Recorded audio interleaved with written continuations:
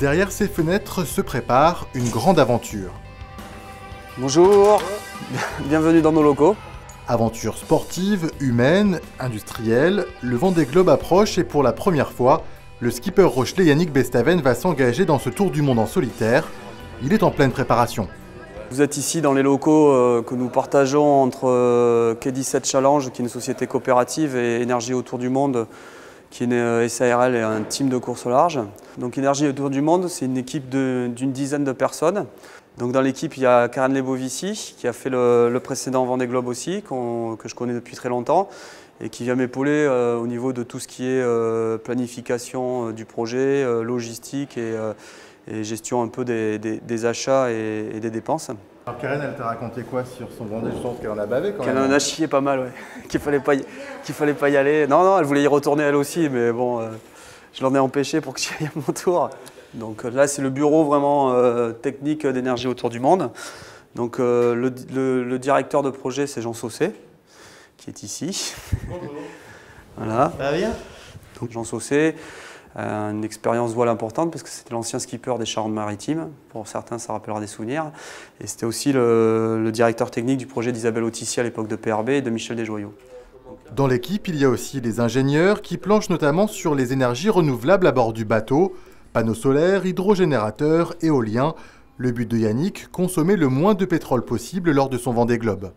Voilà, en gros, on est en train de travailler sur l'implantation des hydrogénérateurs qui va se trouver ici. Ouais. C'est ça que l'on mettra à la demande suivant la vitesse du bateau pour perdre, parce qu'on est en compétition, il faudra avoir le moins de traînées possible. C'est un projet industriel à la base que j'avais développé, parce que je me suis dit, si nous on arrive à adapter ces systèmes-là à la course, on arrivera à les adapter aussi à la plaisance. Donc c'est vraiment, il y a un projet sportif, mais aussi un projet industriel, quoi. Et c'est pour ça que Servin est venu d'ailleurs.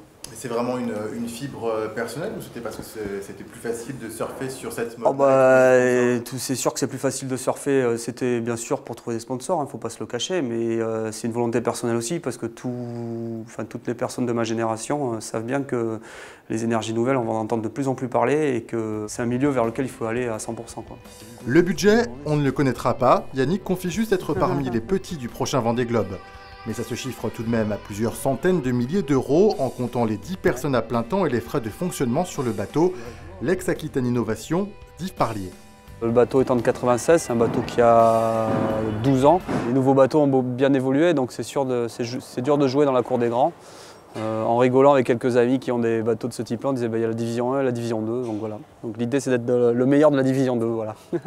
Le 60 pieds est en chantier depuis janvier, sous bâche et ceinturé d'une mezzanine, indispensable pour travailler sur un bateau affichant un tirant d'eau de 4,50 m.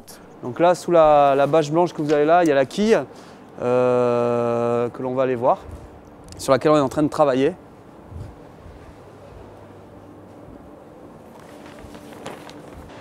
Et là, tu vois, on est en train de refaire le profil pour avoir un profil parfaitement symétrique, pour pareil avoir un meilleur rendement, une meilleure pénétration dans l'eau, quoi, en fait.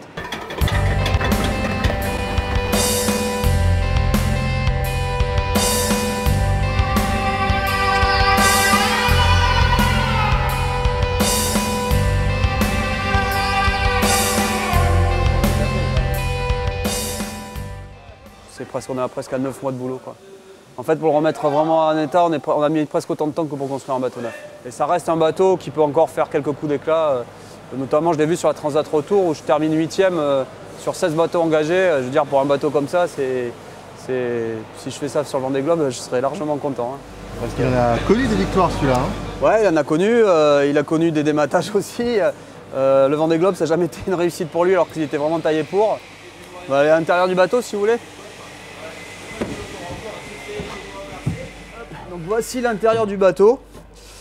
Donc ici c'est le centre névralgique, là où on passe la moitié voire les 3/4 de notre temps. C'est du carbone, hein, donc il n'y a pas d'amortisseur là-dedans, c'est très raide et c'est vrai que physiquement les longs bords de près peuvent être fatigants pour le physique et pour le moral parce que c'est vrai qu'on est constamment secoué, les bateaux allant de plus en plus vite en plus. C'est vrai que physiquement ça peut être difficile. Ouais. Difficile, surtout pour un défi comme le Vendée Globe, en moyenne 3 mois en solitaire sur les eaux de la planète. La plus longue course de Yannick est jusque-là de 1 mois. Mais c'est bien l'aventure que va chercher le Rochelais. Les moments magiques, comme ici, lors de la Transat Brésil-Bretagne.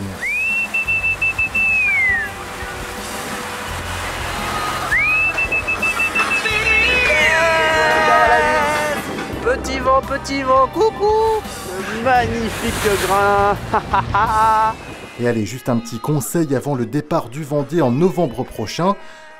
Des cours de chant, ce serait pas du luxe. Cargo de nuit, mais cette machine folle dans ma tête qui résonne.